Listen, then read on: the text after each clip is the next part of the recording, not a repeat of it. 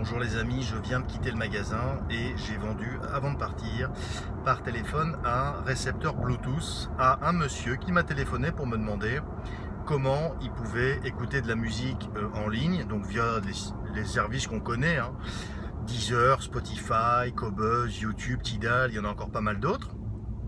Et il me dit j'ai pas de connectique, je me connecte avec un câble jack, RCA, c'est un peu la galère, ça fait des bourdonnements dans les enceintes, j'ai une perte de gain terrible, il faut que je pousse le son à fond, etc. etc.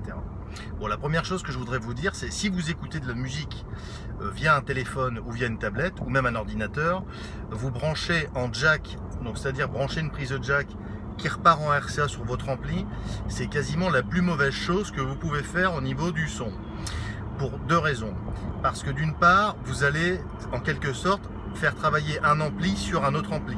Sachez que dans votre téléphone sur lequel vous branchez la prise jack, il y a un petit amplificateur. Alors c'est un petit ampli de rien du tout, qui n'a quasiment aucune puissance. Donc il faut mettre le téléphone à fond. Et en général, il faut pousser aussi pas mal l'ampli parce qu'on n'a pas de gain. On met un ampli sur un ampli, ça génère de la distorsion, ça fait un son en général plutôt mauvais.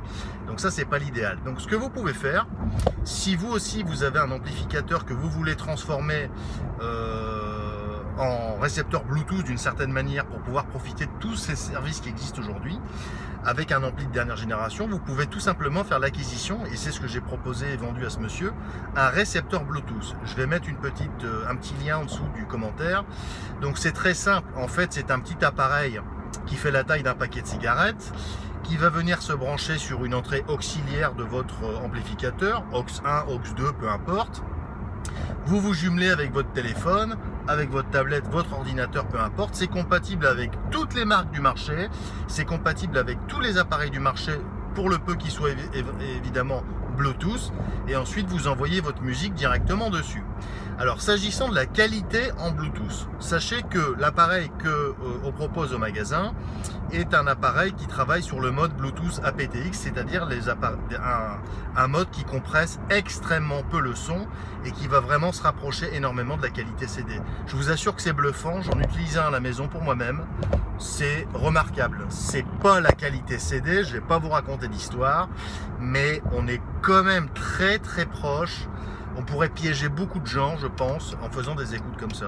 Donc vous écoutez en sans fil, ça a une portée de 10 ou 15 mètres, ça coûte 99 €, c'est vraiment l'idéal.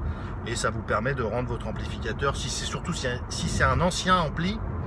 Le monsieur qui m'a appelé, en l'occurrence tout à l'heure, d'Armentières, avait un amplificateur Luxman qui a peut-être, je sais pas, une vingtaine d'années. Donc c'est vrai qu'à cette époque-là, tout ce qui était sans fil, le Bluetooth, tout ça, ça n'existait pas. Deuxième possibilité, si vous voulez écouter de la musique en réseau et non pas donc en Bluetooth, c'est différent. C'est-à-dire que si vous voulez aller rechercher de la musique qui se trouve sur un réseau, donc sur votre ordinateur, de la musique qui se trouve sur un NAS. Un NAS est donc un disque dur en réseau, pour ceux qui ne connaissent pas. Là, vous pouvez aussi travailler sur un autre appareil qui s'appelle un lecteur réseau, donc un mini lecteur réseau. Donc, ça n'a pas la prétention d'aller aussi loin qu'un lecteur réseau tel qu'on peut le proposer au magasin, mais pour faire un premier pas dans la musique dématérialisée en réseau, ça peut franchement être très sympathique. Et c'est un appareil qui coûte en l'occurrence 129 €, donc on n'est pas dans des budgets très importants. C'est assez sympathique, c'est très facile à utiliser et la qualité de son est franchement très bonne.